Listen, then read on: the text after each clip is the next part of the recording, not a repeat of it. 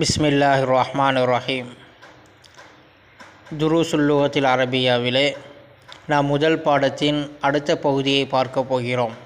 தம்ரீன், அதாவது வீட்டுப்பாடம். தம்ரீன் என்றால் வீட்டுப்பாடம். இப்பொழுது நாம் புது வார்த்தைகளையும் 2 கேலி வார்த்தைகளையும் படித்தோம். 2 கேலி வார்த்தைகள் என்ன? முதலாவது மா என்று படித்தோம். மா என்றால் என்ன. அதே மாதிரி அ என்றால் ஆ. இது புத்தகமா, இது பேனாவா அப்படிங்கிறது வரக்கூடியது. இப்போ அதில் தம்ரீனையும் நாம் பார்க்க போகிறோம். கேள்வி பதில் வாக்கியங்களை நாம் உருவாக்க போகிறோம். குறிப்பாக பதிலை நாம் தான் சொல்ல போகிறோம். மா ஹாதா, இது என்ன. அப்போ நம்ம முதல் பாடத்தில் படித்த அந்த வார்த்தைகளை இங்கே நம்ம பயன்படுத்தணும். படமும் கொடுத்துட்டாங்க. இப்போ சாவி, இது என்ன அப்படின்னு கேட்கும்போது நாம் அதுக்கு பதில் இது சாவின்னு சொல்லணும்.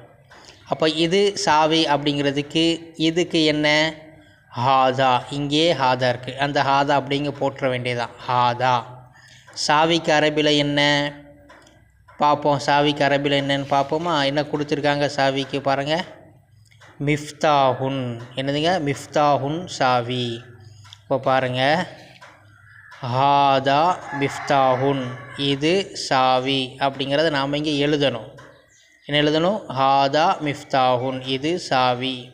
இப்போ அடுத்தது பாருங்கள், நீங்களாகவே கெஸ் பண்ணலாம். மா ஹாதா, இது என்ன. இது புத்தகம். புத்தகம்ங்கிறதுக்கு அரபியில் என்ன? முந்தைய பாடத்தை எடுத்து பார்ப்போமா? புத்தகம் எங்கே இருக்குது? இங்கே இருக்குது. புத்தகம்க்கு என்ன? கிதாபுன். அப்போ ஆன்சர் என்ன? இது புத்தகம். ஹாதா கிதாபுன். இது அப்படியே நீங்கள் என்ன செய்ய, ஒவ்வொன்றா அதே மாதிரி தான் வருது. பிக்சரை பார்த்து, முன்னாடி உள்ள பிக்சரையும் பார்த்து அதோடைய ஆன்சரை நீங்களாக அழகாக எழுதிடலாம். கேள்வி பதில் உள்ள வீட்டு பாடம் ரொம்ப ஈஸியாக முடிந்துவிடும்.